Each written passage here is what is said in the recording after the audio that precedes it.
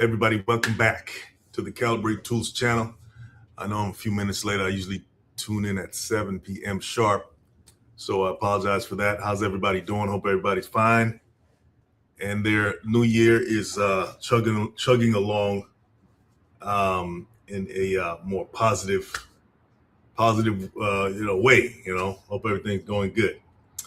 All right, guys, let's jump right into it. I was having what they call an existential crisis the other day as I was walking and trying to figure out what am I going to talk about on the next slide?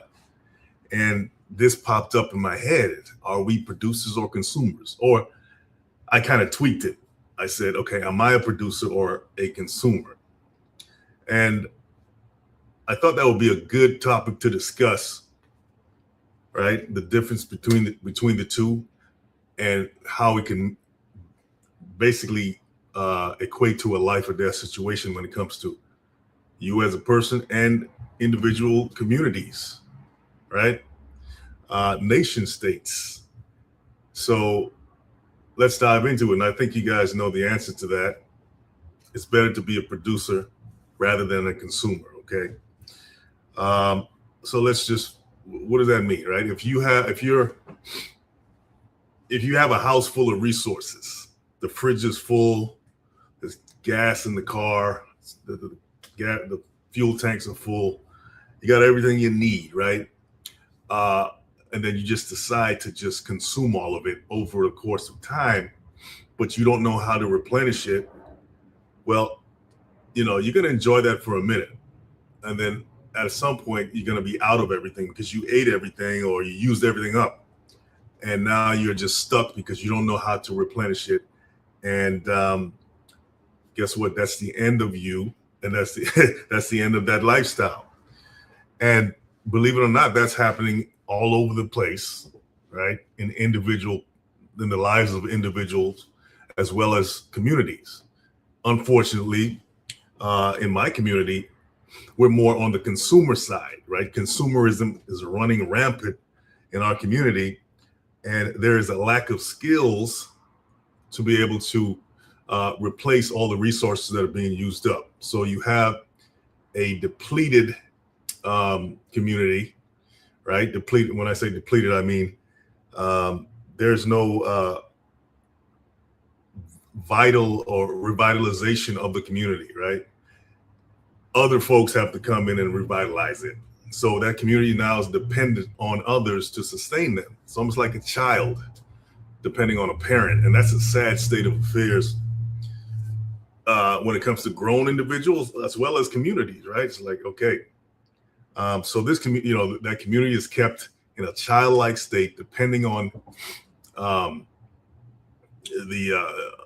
others to feed them, to provide jobs, and educate them, which I think is the saddest part, because you should be able to teach a man how to fish, but they're not doing that, right? And I'm not putting it totally on these external factors here. There is a sense of accountability and responsibility to the person that's being fed as well. At some point, you got to wake up and want to grow up, right? But I do put responsibility on these external factors that hinder this process of growth. Once again, guys, I'm by a window, so if you hear stuff, don't worry about it. It's just the traffic outside. Yeah, so I do place the responsibility on these external factors that are responsible for providing opportunities. For example, if you have schools that are underfunded in these communities, is that the community's fault? Right? A lot of schools are public. I think they're public institutions. Well, some schools are private, but you have public schools that are underfunded, okay? Which means the government is providing funding. And in between that source of funding and the student, there's a whole bunch of stuff going on. There's people, there's certain levels, right?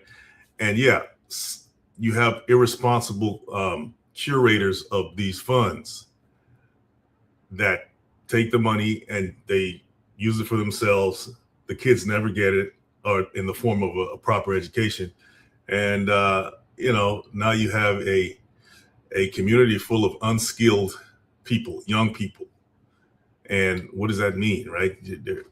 They're graduating, right? If that, they're graduating without any direction or anything to sustain them in the real world, And so you have not only a dilapidated community, right? But you have that also expresses itself in the form of its people as well, and you see that. So it's you look around and you see that. I know it's a lot of fancy talk to say, basically, hey, you look around and you see the ravages of poverty, not just in lack of money because of lack of jobs, but poverty in the sense of poverty in spirit, and I think that's the saddest result of this whole process, what I'm talking about. So let's dive a little deeper into why, or the difference between a consumer community and a producer community, right? So I'm just going to run over a few points here. Okay. Consumption without production is unsustainable by definition. So if, just like I explained, guys, if you eat up everything in the cookie jar and you have nothing left, then that's pretty much it. And you don't know how to bake cookies to replace it, then you're out of luck pretty much, right? So if a community only consumes, whether that's food, goods, energy, money, without generating anything in return, it depletes its resources until there's nothing left. Production is what replenishes the pool. Wealth, and I talk a lot about wealth on this, on these lives, because this is a tool channel. But people, I don't want you guys to think I'm just on here talking about how to use tools. There's a method to the madness. Okay, there's a reason to the rhyme. When it comes to, and I'm leading into that as how a basic tool, skills tie into what I'm saying. So it ties right into what I'm saying. Okay, so I'm going to get to that. And it has to do with, at the end of the day, how much wealth are you producing for your community that will outlast you once you leave out of here? What have you left behind? What have you built? What have you produced, right? Not consumed. What have you produced that will outlast you and, serve the community, long after you're gone. Okay, so when you are a consumer community, it says wealth flows out and it never returns. When a community is purely consumer oriented, money leaves the community to pay for things made elsewhere. Over time, this drains local capital. Productive communities, on the other hand, they create goods or services that attract outside money in. Okay, right? Productive communities, they attract investment. Okay, people, and it's you can see that play out even in individuals' lives as well, right? Like, okay, so if somebody comes up to you and say, "Hey, man, look, I need $50,000 so I can do this thing," and they just talk and talk and talk about how they're going to do it, and they can sound very convincing, all right, almost make you want to give them the money, right? But there's something that says, I want to see some skin in the game. What have you done besides talk that would, make me want to give you my money, make me want to invest in you? They say, well, I haven't made anything yet, but this is, and then you're like, they haven't even made a prototype or anything to show you, at least pique your interest more, right? Because creating a prototype, at least, right? And that's just a metaphor for taking the steps, towards producing, towards your goal, right? Your ultimate goal.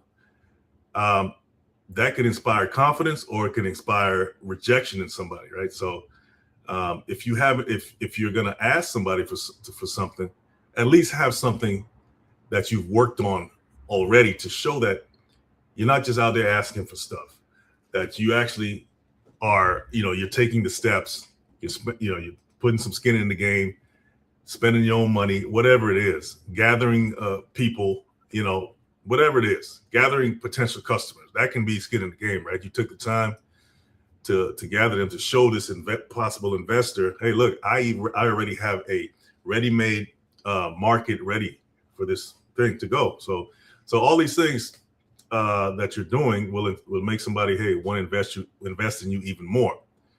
So you produce something is my point.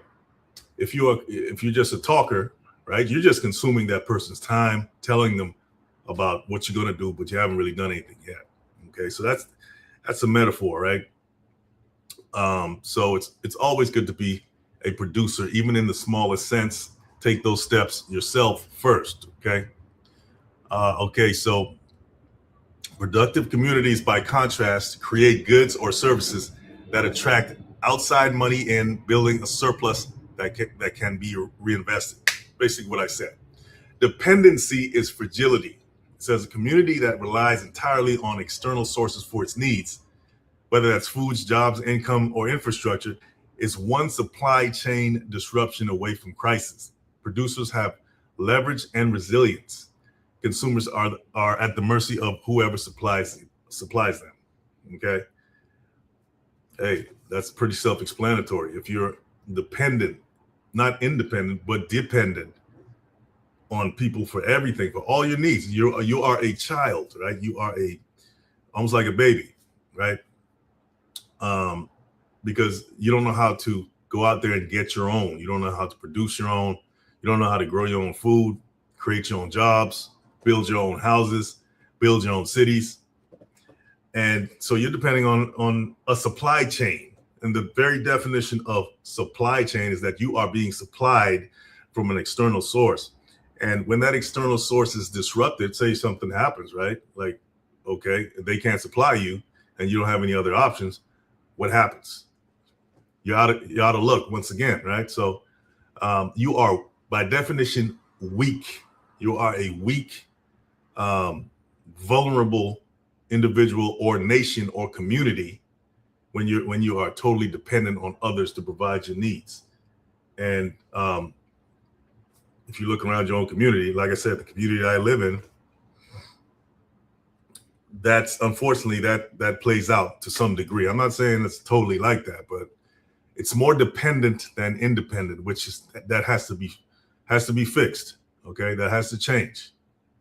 All right, next up, identity and agency says there's a psychological and cultural dimension to communities that create things, whether it's art, food, technology, or knowledge. They develop a sense of purpose, pride, and ownership. Consumer communities tend towards passivity, waiting for others to solve their problems. Producers shape their own future. Yeah. On that, basically saying that on a deeper level, a core level, if you are a consumer, you are you're pretty much weak. I would even say spiritually. You're spiritually weak, right? Because if okay, let's go there. Let's go there with that. If you consider yourself a spiritual being, you are a creator, right? Spiritual beings create, not just float around in the air. That's, if you envisioning you as a spiritual being or whatever. Our very nature as human beings, right? Not just bags of flesh, but actually spiritual beings animating, the bodies that we inhabit. One of our core innate qualities is that we create, right? We desire to create. We desire to produce, right? And it's not always, okay, I got to build a house. Like I said, it could be art, it can be food, it could be technology or knowledge. Okay. And that shapes who we are, shapes our identity, right? Says it develops purpose, pride, and ownership. So if you are a consumer, right, you are compromised spiritually, right? On it, and even like I said, on a deeper level, you are compromised spiritually as a community, as a person, if you're not creating or producing something, if you're not in a sense, owning something or having a sense of agency. And it's not just about being in a selfish way of ownership, but it's something that you came from you and you put out into the world to serve the world, if you want to look at it like that. And even on even on a more selfish level, which the majority of the world is selfish, right? Let's not pretend that it's not. They're out there getting money. The ones that are producers, the ones that are getting money, right? They're producing something, right? They're not waiting on somebody to give them something. They're, even the low-level criminal, okay? And once again, I don't advocate crime, but let's pull the emotion out of it and just think about it for a second. The low-level criminal that person is creating their own opportunity. Yes, in a negative way, right? They may end up doing years in prison or whatever because of the laws of the land. But they're creating their own opportunities. So they're producing their own opportunities, right? To their own detriment, of course, right? But I'm just saying, this principle doesn't have you can't really, when you think of principles, okay, sometimes you have to divorce morality from it just to understand exactly what it is. When you impose morality on a principle, that will tell you, okay, this is right or this is wrong. This is going against the principle of the higher principle of loving your neighbor, right? Treating your neighbor as you would want to be treated and all that. But certain criminals, they don't, they don't go by those laws. But take all that aside from what I'm saying is that it's all about creating your own opportunities. Okay. It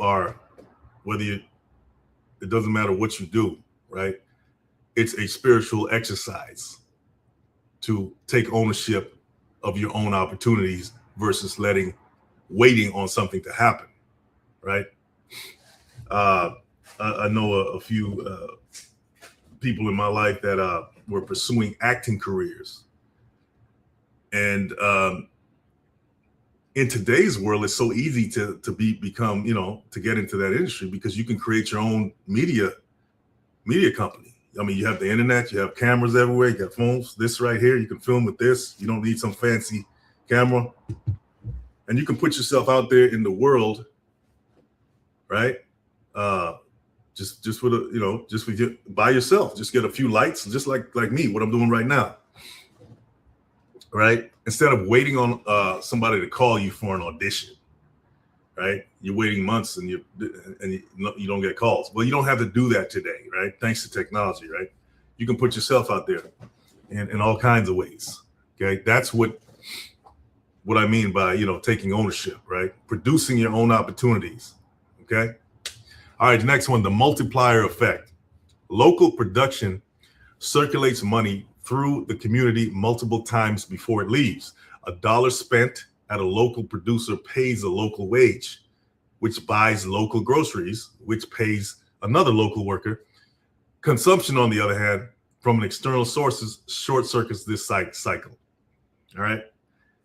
That's the crux of what I'm saying here.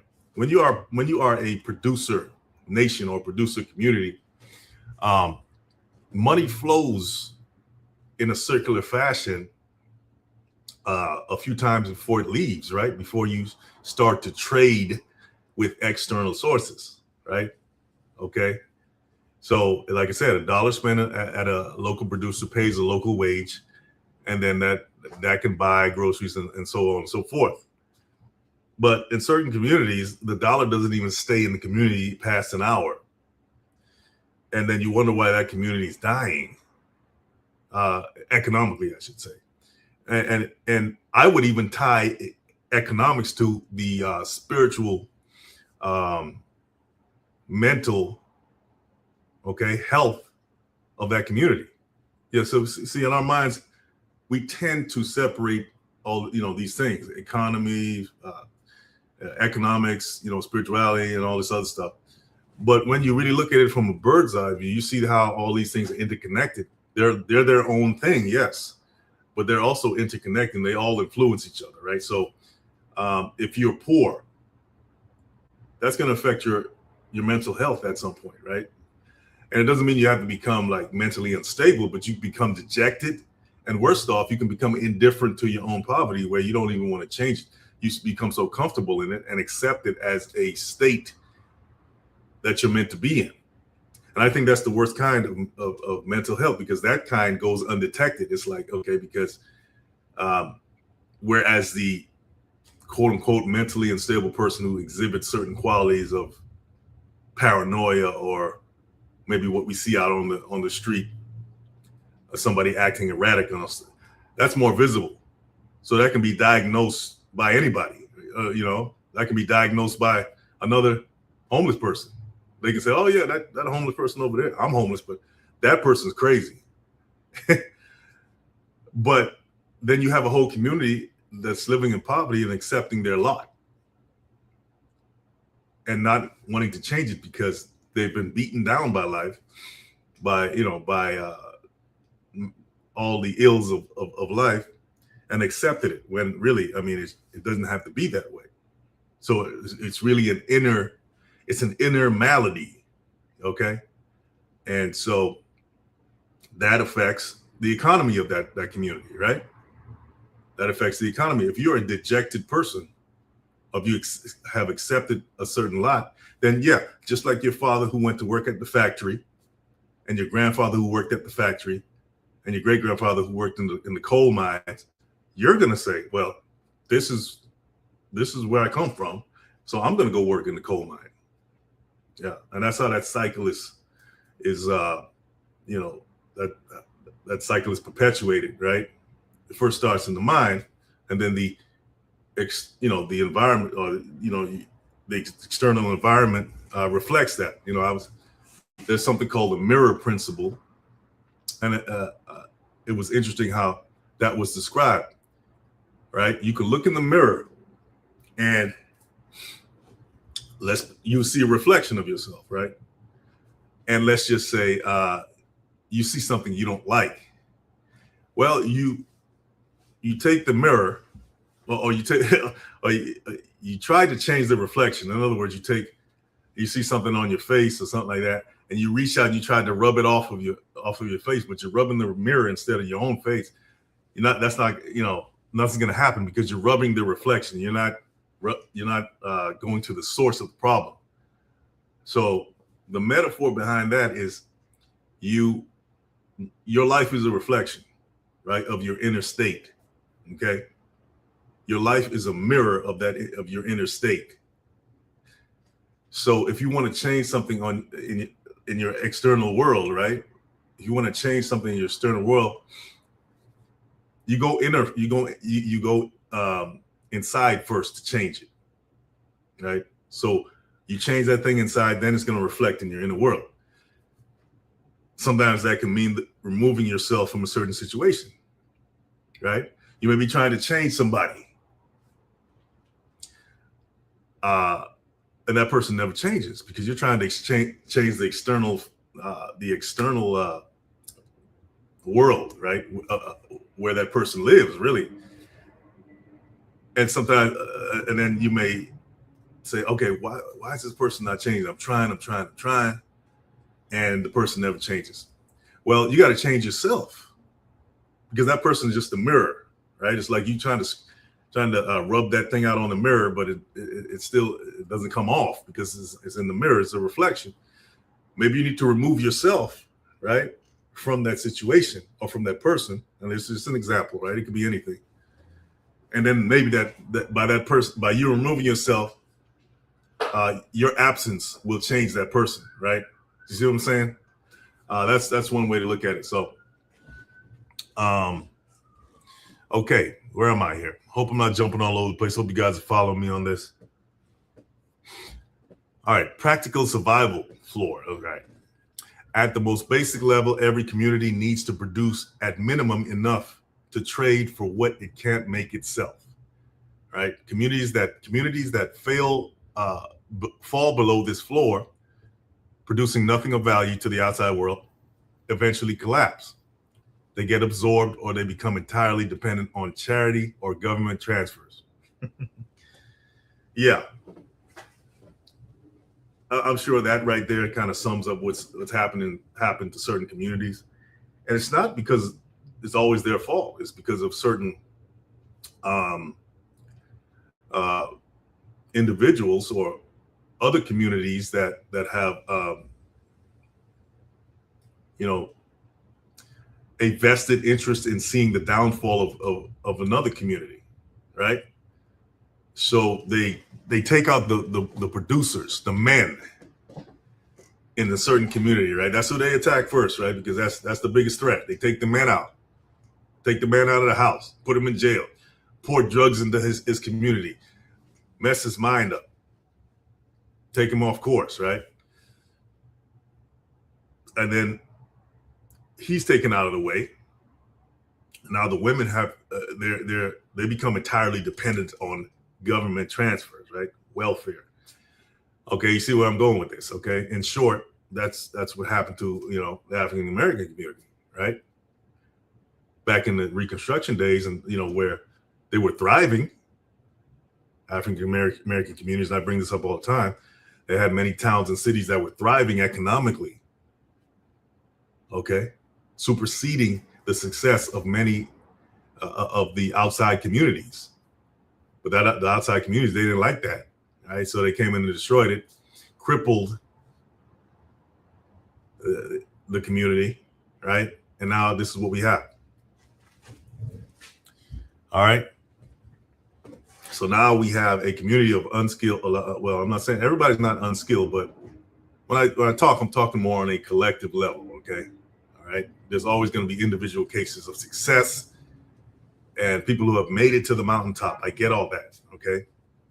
But if we really want to talk about true success, at least 75% of your community has to be, in my opinion, on a certain level before you can talk about successful or community, or pull yourself up by bootstraps type of mentality, type of talk. Okay. So how does all this tie into what I do here on this channel? Okay, let's talk about it. Why I teach about tools, okay, and I think why it's the one of the core foundational things a community can do is teach about tools. Now, let's break it down. You can't do anything without tools, right? That's the basic principle of production, right? That's so if you a tool is what separates you from say raw materials, okay, and you, right? So in between that is a tool, because a tool is something that can shape those raw materials into something valuable, into an asset that you can use or you can trade, right? Or you can sell, in other words, right? So teaching your community about tools, right? Especially when they're young, vocational training, I think is very important, right? It says, okay, the hand that holds a hammer, the mind that knows how to use it, that combination is the origin of everything built in human civilizations: homes, furniture, plumbing, electrical systems, engines, bridges. None of it exists without someone who knew how to use the tools required to make it. Right? Okay. And, every trade that you can think of requires tools. No doubt about it. Okay. So that's one of the reasons I started Challenge, because you have so many people, so many skilled individuals doing things, say online, right? Or out there in the world. But nobody's teaching them how to use the tools, or teaching the viewer, the onlookers, okay, how to use these tools to do this. So that's one of the reasons I chose the path of talking about tools, right? And I also have a love for them as well, because I think they're an extension, once again, an extension of the mind, right? It's innovation, human creativity at its finest, because a tool can do things that human body can't. How amazing is that? The mind can create something, right? Leverage its own creativity to create a physical device, right? Using the laws of nature, electricity, right? All the mechanical laws of physics, to create a physical device to be able to do things that, or speed up the process of production, of creativity, to build things. Okay. So I think the world of tools is like, we talk about inventions and all. I myself, I'm an inventor, right? I invented a tool. I'd like you guys to check it out. It's called the Exactac Picture Hanging Tool.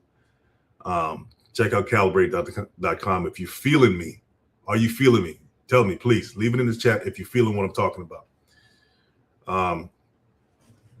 Check me out. Okay. Check out what I got for you. Yeah, that's how I view tools. Okay, so none of the stuff that none of the stuff that exists, okay, in the world of man-made things didn't come about without some kind of tool.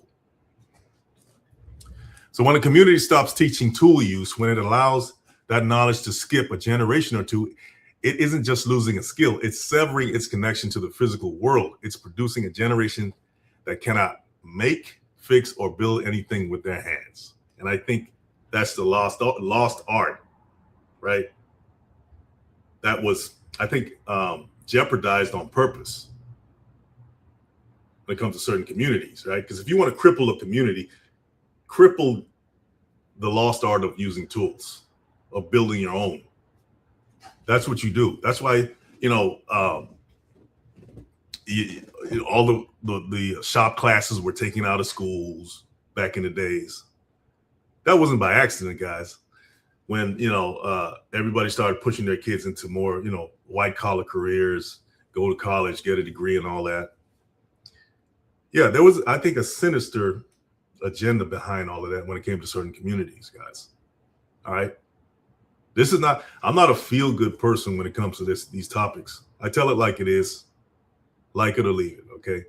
But at least hopefully it can stimulate some kind of thought process where you want to do your own research about it, or maybe it will, maybe a light bulb will go off and say, yeah, that's what happened. I can see the chain reaction here. This is why I see what I see out there in the world right now. Okay.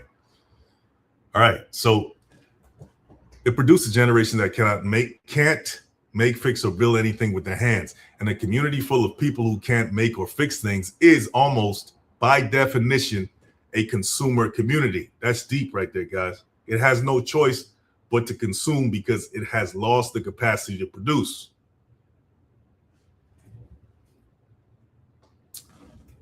Let's sit with that for a minute, because I think that can pretty much sum up everything I'm saying tonight on this live.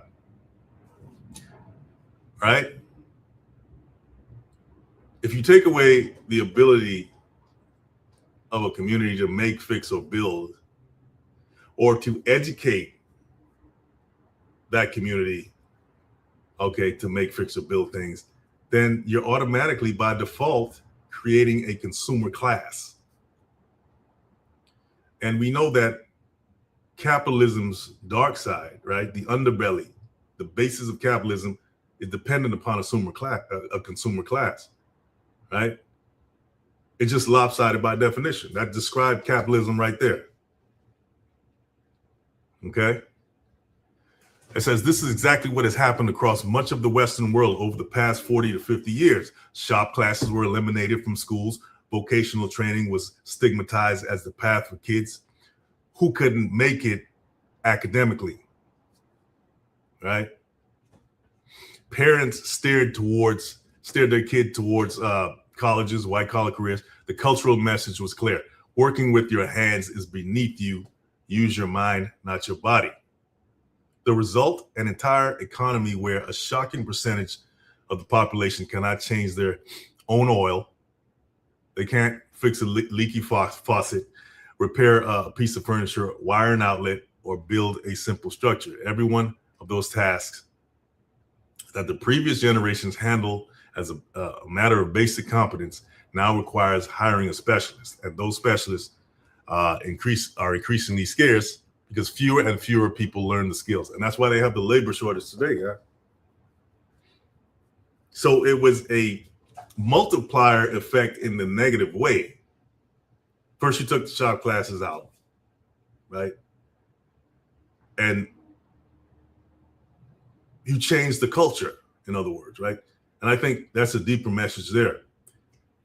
A lot of these things that happen, right? That happen, these policies that are pushed, that have certain agendas,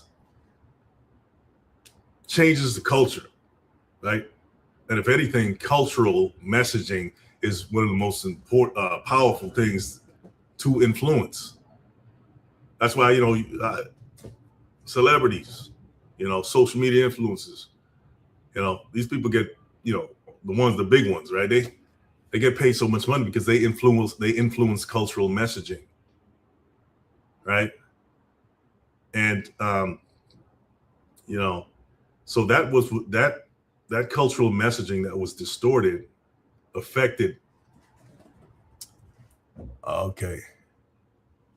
Yeah, that cultural messaging that really affected certain communities in a negative light.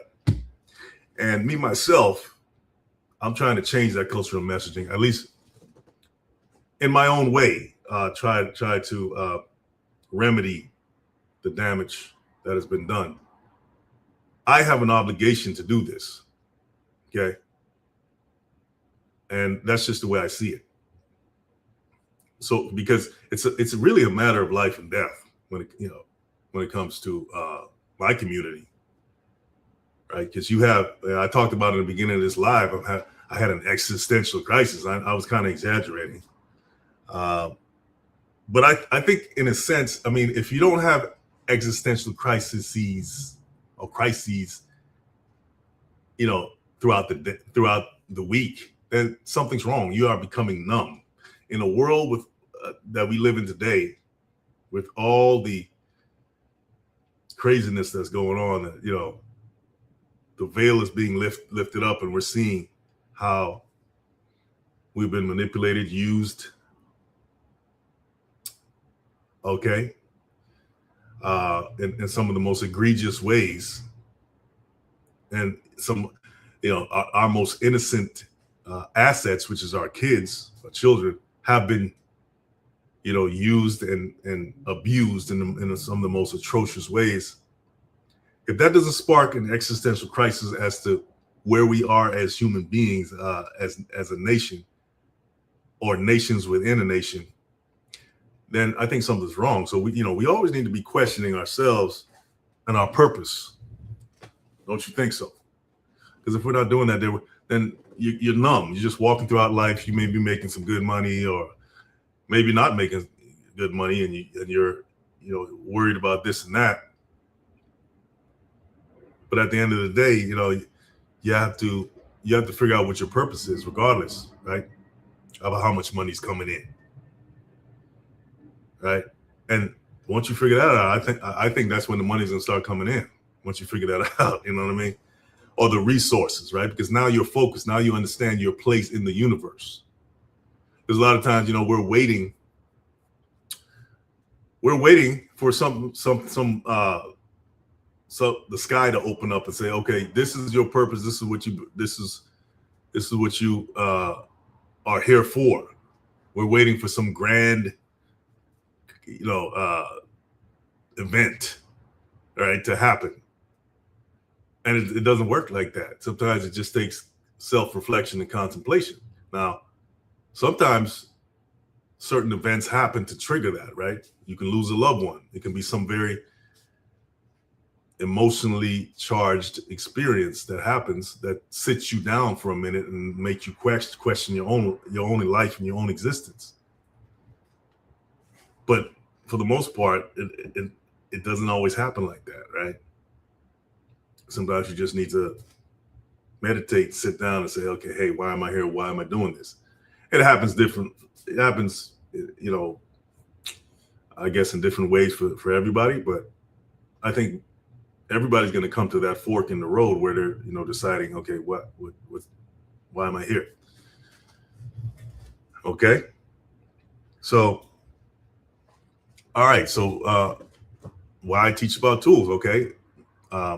It says, there's a reason master craftspeople and good trade instructors almost always start with hand tools before power tools. It isn't just tradition or nostalgia. It's a It's pedagogically sound in a way that goes very deep. Hand tools give you direct, unmediated feedback from the material. When you use a handsaw, you feel the wood's grain, you sense where you're forcing the cut versus letting the tool do the work. You hear and feel when something is right, okay? When you use a hand plane, you develop an intuitive understanding of wood fibers, of how angle and pressure interact with grain direction. When you use a chisel, you learn to read the material, where it wants to split, where it will resist. Okay, I like that. The reason I like that is because it's a great metaphor for human relationships. This right here, guys, this has monopolized human attention, okay, to a very dangerous degree, right?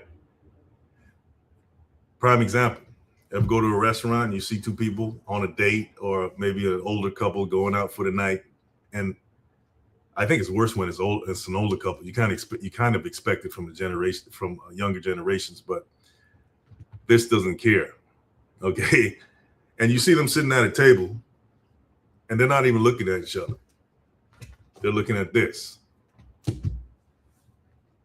They're not even talking to each other, right?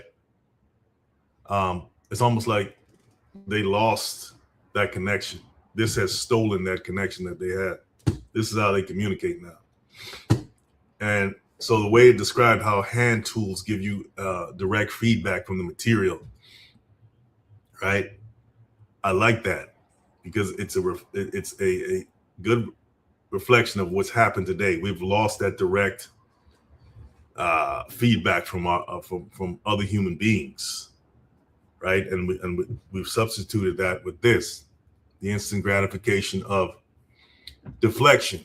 No, I don't want to talk about that. I don't feel like talking, so I have this phone right here to shield me, right, from my own fear of connecting with a significant other. And that's the sad part about it, okay? So power tools, okay? It says, once the foundation is in place, power tools represent something extraordinary. The amplification of human productive capacity by orders of magnitude. A skilled carpenter with a table saw, a router, a drill press can produce in a day what would take weeks by hand. Power tools are one of the primary reasons that communities can't produce enough to support themselves, okay? But power tools in the hands of someone without foundational skill and understanding are dangerous, wasteful, ultimately unproductive.